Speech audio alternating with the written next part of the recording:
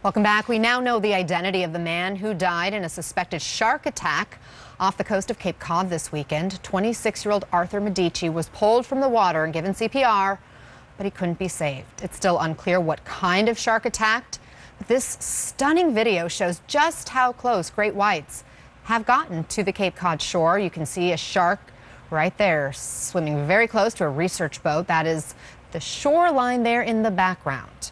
Joining us now, Andy Casagrande, a cinema photographer who has covered some underwater video, which has been featured on Discovery Channel's Shark Week and Planet Ocean. So, Andy, I'm glad to have your voice with us. Thank you very much. If confirmed, this is the first deadly shark attack in Massachusetts in 80 years. What's your reaction? Yeah, I mean, anytime there's a loss of life, whether it's a human life or a shark life, it's never a good thing. Like you said, it's been 80 years, 82 years, 1936, I believe, the last fatal shark attack in Massachusetts. I mean, the reality is, Cape Cod is a known white shark hotspot. This is a place where they're feeding on seals. The seal population has rebounded to the point where the shark density has increased. You get tons of bathers, recreational water users in the water all the time. So the fact that it happened is not hard to fathom. The fact that it hasn't happened more often, in my opinion, is hard to fathom. I mean, sharks, it proves that they're not targeting humans. We're not on their menu. We're not on their menu.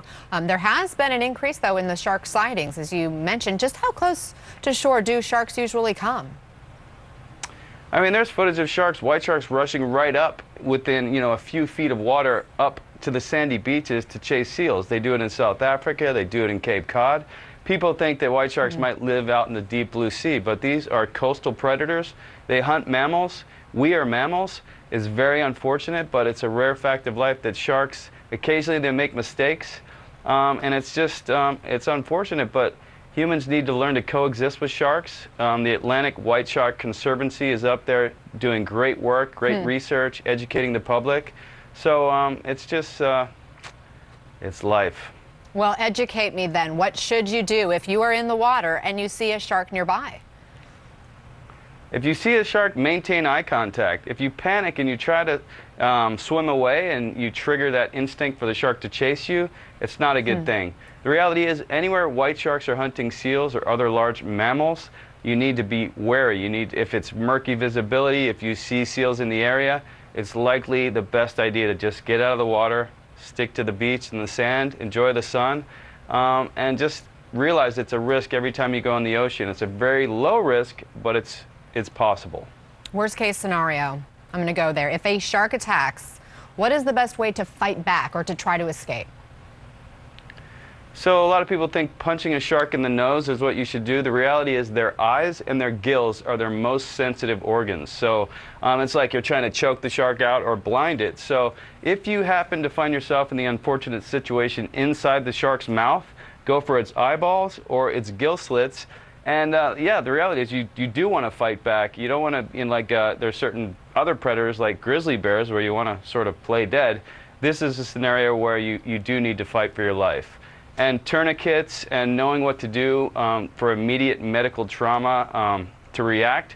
It sounds like everyone did what they could, but it was simply too late. As I mentioned at the top there, you are a cinematographer, so you've been close to some of these animals. Have you had any close calls? I've had a few, but I'm always jumping in the water aware that sharks are there, and I actually want to encounter them. I want them to come right up to me.